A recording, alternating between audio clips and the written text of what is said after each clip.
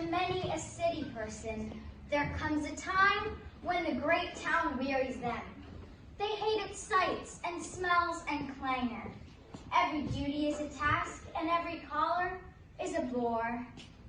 There come visions of green fields and far rolling hills, of tall forests and cool, swift-flowing streams. This excerpt from Camping and Woodcraft, a book given by my grandfather to his father, still speaks to me over the years. It explains that sometimes we need to go out into the wild places and do whatever we wish, to be free and breathe in the clear wilderness air. Wild places have the power to make us feel alive and free. They are vital to the health of the environment, and they have been inspiration over the centuries for countless artists, scientists, free spirits, and even office-bound bankers, just like my great-grandpa. Feeling a little pull to the outdoors? Hearing the call of the wild? Let's explore this path together. Are you ready to start the journey? Like so many adventures, ours starts on the couch. Boredom rules. Someone suggests a walk and everyone sluggishly puts on their boots, squints into the sun, and heads off to countless possibilities.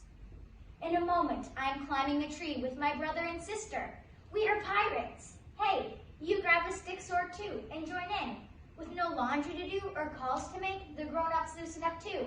And we run and laugh and seek and look at teeny tiny inchworms and feel the soft poofiness of mossy fairy places. Other times, we can just sit quietly and soak in the green earthiness. Experts in mental health even recommend that kids have the chance to get bored, get outside, and get creative.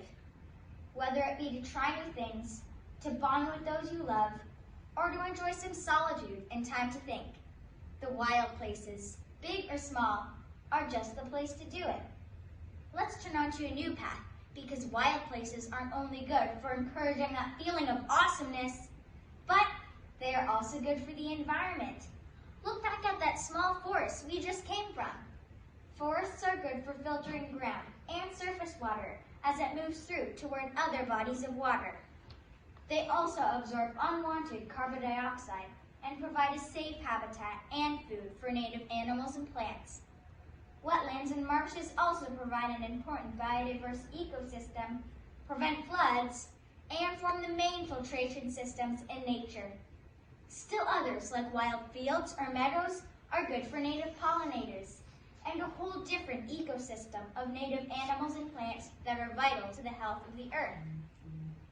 Each wild place is a unique ecosystem that produces its own unique cycle and flow of nutrients. Plants and animals live and serve a special purpose. Then once they produce its own unique cycle and flow of nutrients. Plants and animals live and serve a special purpose. Then once they die and decompose, they turn once again into soil. New plants use that soil to grow, and whatever eats that plant will have new nutrients, and the cycle will continue. According to the Canadian Wildlife Federation, Canada is home to more than 70,000 wild species and 43 national parks and reserves that cover nearly 250,000 square kilometers. It's also home to 30% of the world's boreal forests and 25% of the world's wetlands. Furthermore, without the wild places, where would the wild things be? This is a question answered in Maurice Sendak's children's story, Where the Wild Things Are.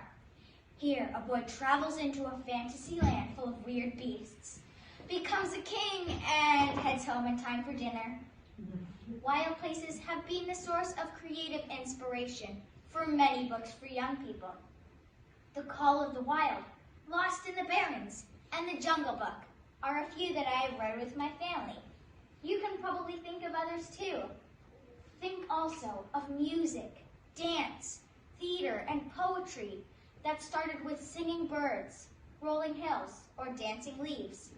Canadian visual artists like Norval Morceau, Tom Thompson, Emily Carr, the Group of Seven, Bill Reed, and Canuyak Ashabak have shown us the rough beauty of our land and have inspired many to pack lightly, put on some good hiking shoes, or slide into a tippy canoe to go see more of the Canadian wilderness.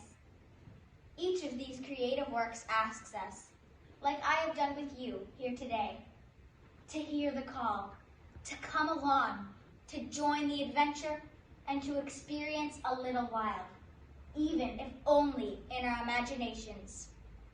Most of us don't own a big area of untouched land, so how can we create our own little backyard wild place?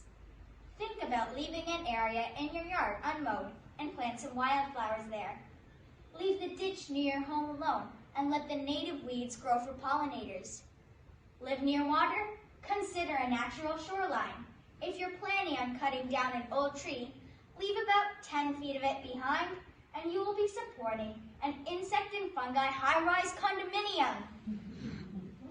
Wild places have the power to encourage adventure and fun, to improve mental health, to sustain and strengthen the environment, and to inspire great works of creativity. Remember I began with talking about my great-grandpa's book? Well, it also says that this instinct for a free life in the open is as natural and as wholesome as the gratification of hunger and thirst and love. I can imagine him reading these words that also make me feel excited about wild places and thankful that we still have so many to enjoy. But with that comes the responsibility to protect those places and the creatures that live there.